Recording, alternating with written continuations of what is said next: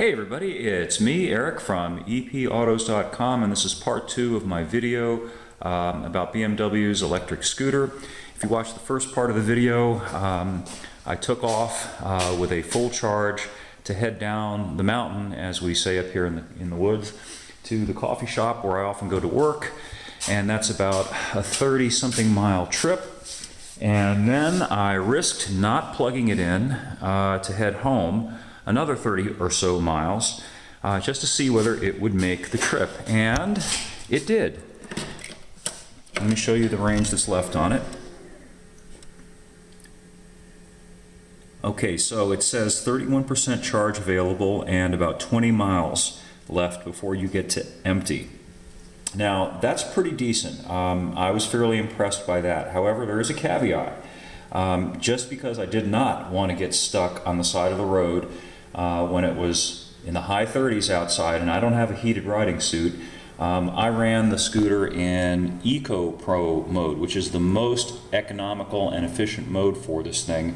I'm going to toggle through some of the other modes to show you those. So you've also got road, which is the standard setting, and then you've also got dynamic, which is the most performance-oriented one. And in Eco Pro, the top speed is limited to about 60 miles an hour. If you're going downhill, you might be able to creep it up to close to 70, but pretty much on the straight and level, you're maxed out around 60 miles an hour. Now, that is okay if you're going to use this thing for sort of urban or suburban back and forthing, where you don't have to worry too much about being out on a road where the speed limit is 55, but as everybody knows, traffic is flowing closer to 65 or 70 for the most part. In which case, you probably want to kick it up to the dynamic mode, which will unlock a lot more of the battery's power and give you a top speed closer to 100 miles an hour, but it will get up to 80 no problem, and actually accelerates pretty quickly for a scooter. The downside is, though, that appreciably affects your range. In dynamic mode, I'm pretty certain I could not have made it down the mountain and back without stopping to pit.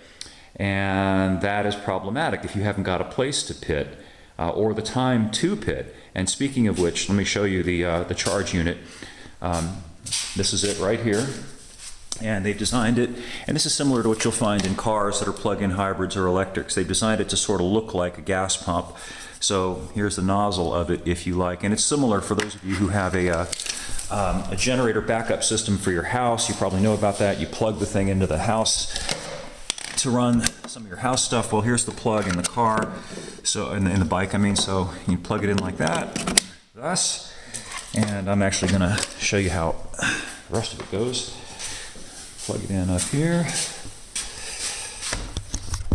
Okay. Bear with me, I've only got two hands. I really need an assistant or a protege or something. At any rate, all right, so now it's in charge mode. You can see that it's charging, and it's going to take a few hours for it to recover charge. You can see now it's indicating that it's charging. So, you know, the long and short of it is these things they're entertaining, they're interesting. Silent drive is cool. The instant torque is cool. But the downside is that if you want any kind of performance out of the thing, you're going to have to sacrifice some range. And that kind of gets you into a catch-22 situation. Not necessarily so much with a scooter, because scooters are sort of by definition not really about performance. But if you think about a Tesla, for example, Tesla touts the performance, the ability of its cars to accelerate very quickly, which they do. But if you use that performance, you're stuck with significantly less range, and then you've got to plug in, and that kind of becomes a hassle, unfortunately for them, or unfortunately for economic practicality. And that's another factor that I'll mention with regard to this. This thing stickers had it in my old video, in my first video, but it's around 13.5 with options. It's about $14,000. Let's call it $14,000. That's a lot of money to pay for a scooter, despite the fact that it's cool, you know, all the neat technology and everything. 14,000 bucks is a whole lot to pay for a scooter. I can't see it, frankly. You could go down to, I've got a local shop here that I go to sometimes, and they sell little 50cc, 75cc Chinese-built scooters. You can pick those up for $2,000 or $3,000. They get 90 to 100 something miles per gallon, and they're very similar to this overall, just a lot less expensive. And granted, you know, they're not as environmentally friendly, but the cost of these things is fairly prohibitive. And I do think that's something of an issue. Oh, and there's one other thing that I must show you about this. BMW sent me one of their standard scooters a couple of months ago, and you can find the review of that up on epautos.com.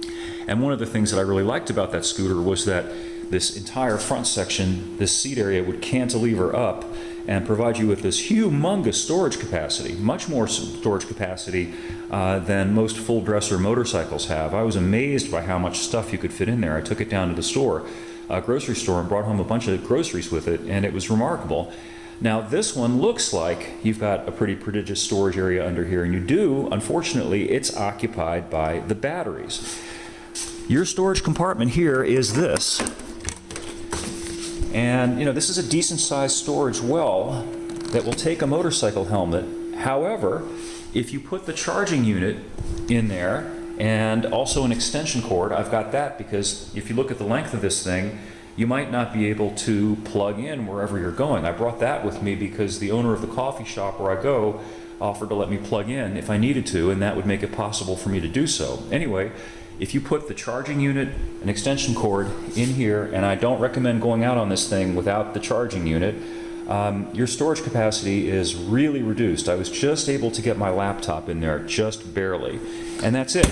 And that is all the storage capacity that you've got. Unfortunately, you know, the rest of it is limited to, you've got your little map pocket here, and that's where you put your paperwork and your registration.